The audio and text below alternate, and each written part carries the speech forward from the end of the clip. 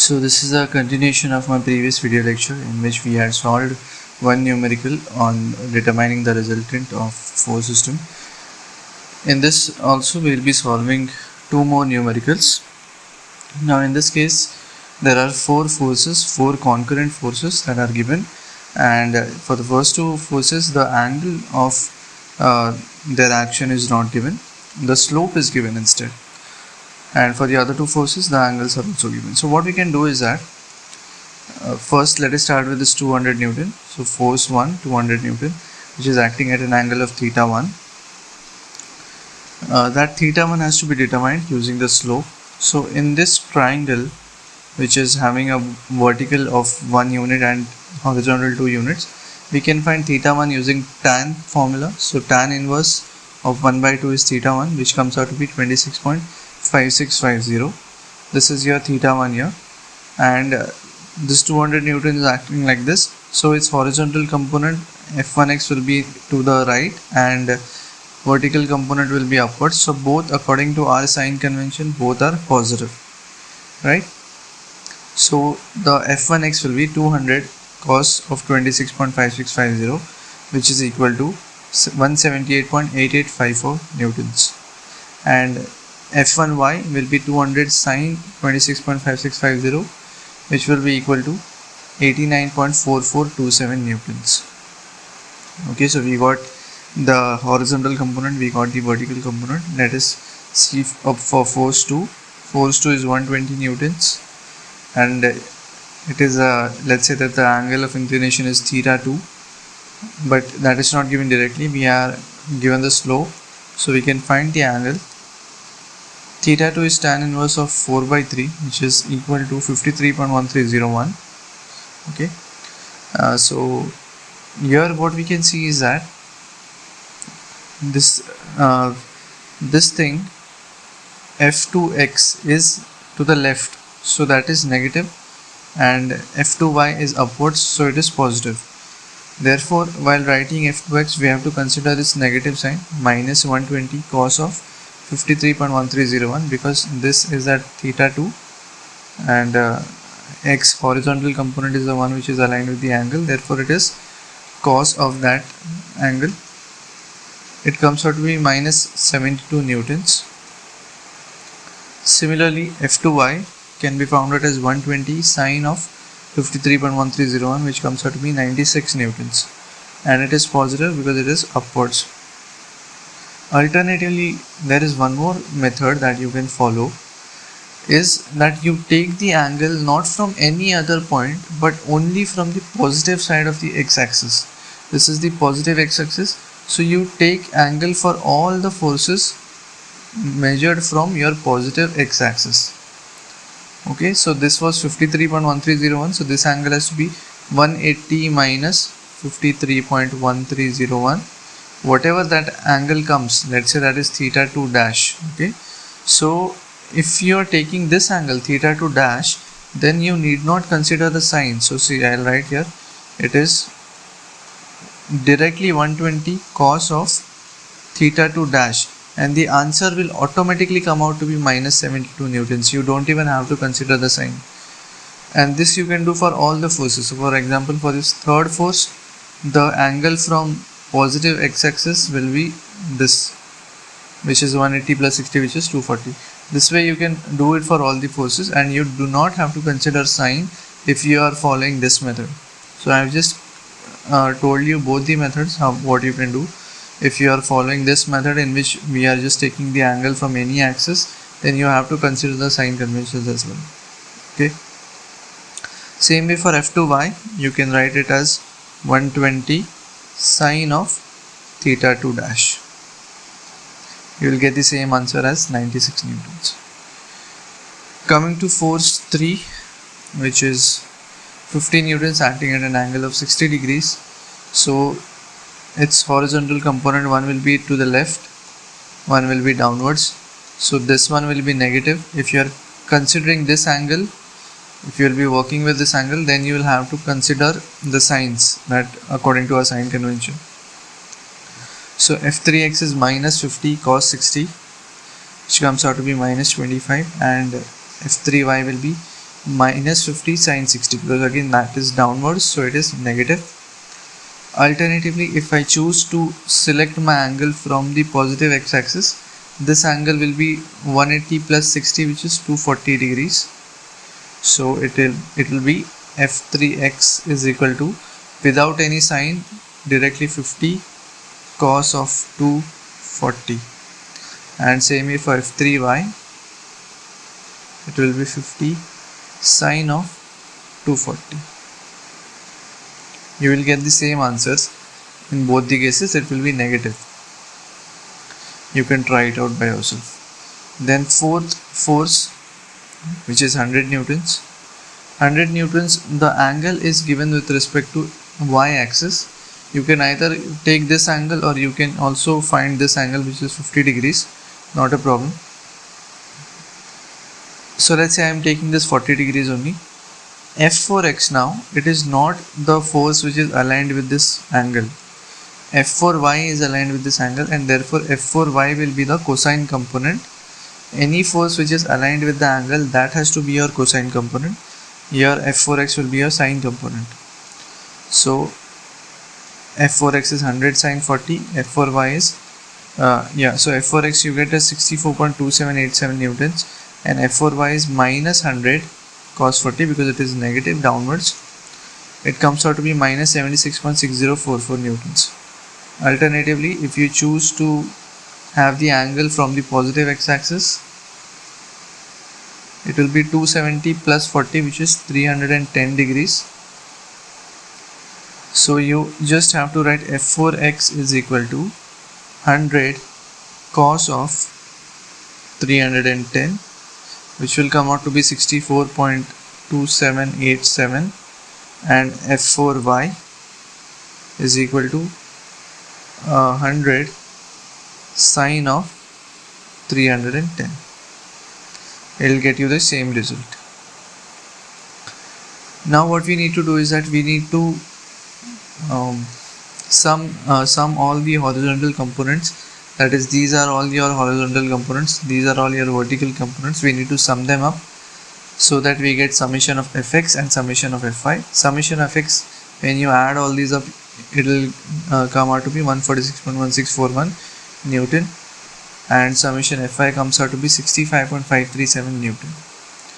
The resultant, if you have followed my previous lecture, in that we had seen how to find the resultant using the resolved forces. So resultant is summation of fx square plus summation fy square.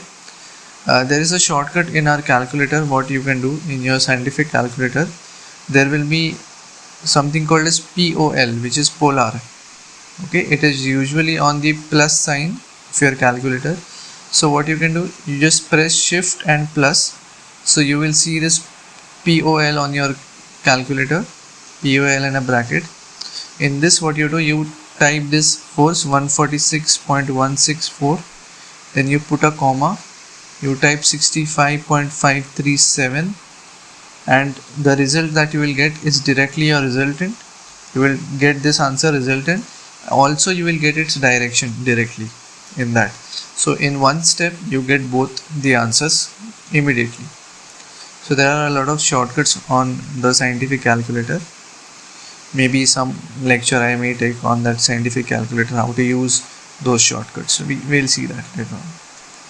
Resultant angle alpha is tan inverse of fy by fx. So it comes out to be 24.1505 degrees. So both these answers you will be getting in that polar form. So from this resultant and the angle of inclination, what we can say is that all these forces can be represented by a single force of magnitude 160.1844 newtons and acting at an angle of 24.1505 degrees. Okay. Next is determine the magnitude of force F and its inclination and its angle of inclination if the entire system of forces has attained equilibrium. Now this word equilibrium is very important. Equilibrium means that it has attained a state of rest and it is not going to move from that one. So when a system has attained equilibrium, it means that it is in state of rest or in a state of uniform motion which will not alter.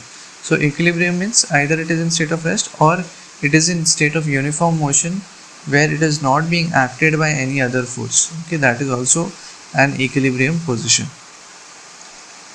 Therefore, the net horizontal force is not allowed in this, because since it should not move in x direction, therefore there should not be any force in x direction.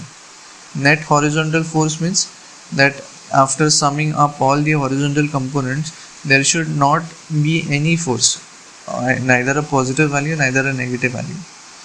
So it should be equal to 0. Similarly, if it has attained equilibrium in x direction, it should also attain equilibrium in y direction. Therefore, we can say that net vertical force should also be not be equal to, it should not be allowed basically. So summation Fy is equal to 0 in this case as well. Now let us find what we exactly need to find is this force, magnitude of this force F, and the angle at which it is acting. These angles are like, you can just draw them backwards, so you can see that all of them are basically concurrent forces itself, and this theta is what we need to find and F is what we need to find. So first force, I'll take 250 newtons, F1 is 250. The angle at which it is acting is 0 degrees because it is not acting at any angle, it is a horizontal basically. The horizontal component 250 cos of 0 is equal to 250 newtons. Vertical component 250 sine of 0 is basically 0 newtons.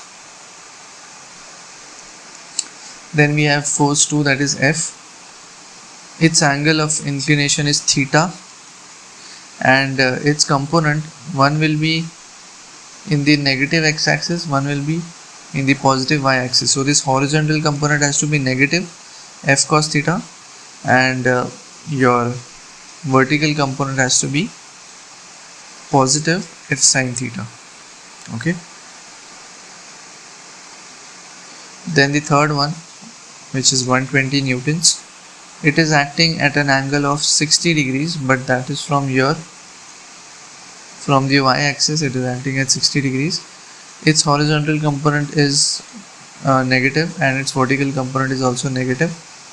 So we have, and basically the vertical component is the one which will be the cosine angle, and the horizontal is the sine angle. So it's minus 120 sine 60, and vertical is minus 120 cos 60, which is minus 60 newtons.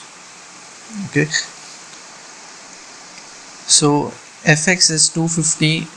If I sum it up, it is 250 minus F cos theta minus 103.923, and this entire thing should be equal to 0 because there is no net horizontal force allowed in this system. Similarly, if I sum all these vertical components up, that is 0 plus F sin theta minus 60, this should also be equal to 0.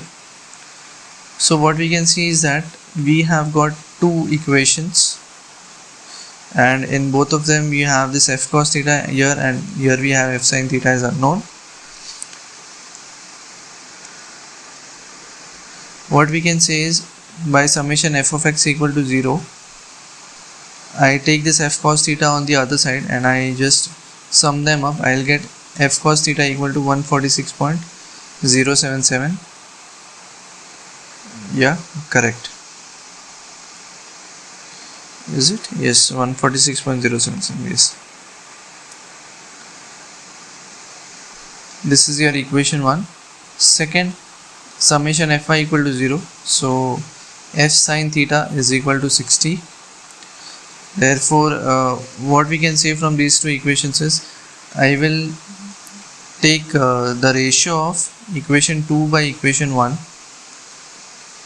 So F gets cancelled, we are left with tan theta is equal to 0.4107. So from this, can we not get theta? Theta will come out to be 22.33 degrees. So this theta is 22.33 degrees. If I put this theta in any of these equations, I will get the required force. So let's put this in equation 1. F cos of 22.33 is equal to 146.077. So I get F as 157.9192 newtons. What we can say from this is that if I apply 157.9192 newtons of force at an angle of 22.33 degree aligned with the negative x-axis, then I will be getting an equilibrium of this system, or that system will basically not move. Let us solve one more numerical. Determine the angle at which the force of 25 newtons should be inclined so that the resultant is parallel to inclined surface. Since the resultant is parallel to the inclined surface, see, there is this resultant, and we have to find this angle theta such that we get this resultant parallel to this inclined surface. Okay. Now this is the requirement of this particular numerical. It will be very difficult because you can see the entire system is inclined at an angle of 30 degrees. So this 40 degree what is there here, or even this 30 degree what is there, it is not actually 30 degree, it is 30 plus this 30 and all, so it just gets complicated. What we can do in this kind of situation is that it may be convenient for us to orient our x-axis along the resultant direction. So I just tilt this entire assembly so that now my x-axis is along the resultant, and you can see that my resultant is entirely acting along the x-axis, and the y component is 0. So the advantage of this is that the resultant is now free of y component, and hence summation Fy equal to 0, because if there is no y component of resultant, then summation Fy definitely has to be 0, right? Now the various forces that are acting, starting with 50 newtons. 50 newtons it is acting at an angle of 30 degrees. It's if we resolve this, one will be to the left, one will be downwards, so both are basically negative. Horizontal is minus 50 cos 30, which comes out to be minus 43.3013, and vertical is minus 50 sin 30. So this horizontal here, it is the one which is aligned with this angle theta, and therefore we have taken it to be taken that as a cosine component. Second force, 25 newtons, let us say this 25 newtons, which is acting at an angle of 40 plus theta. The total angle is 40 plus theta, and if we resolve it, we will be having a negative x and a positive y. So minus 25 cos of 40 plus theta is horizontal component, and plus 25 sin 40 plus theta is vertical component for this second force. For the third force, 25 newtons, again we have the angle as theta, and for this also the horizontal component is negative, vertical component is positive. Therefore we have minus 25 cos theta and plus 25 sin theta. What we need to do is we need to add them up, and since we know that summation Fy equal to 0, this is one advantage that we have with us. We can equate this entire equation, that is by adding all these up I am getting summation Fx and summation Fy. I can equate summation Fy equal to 0.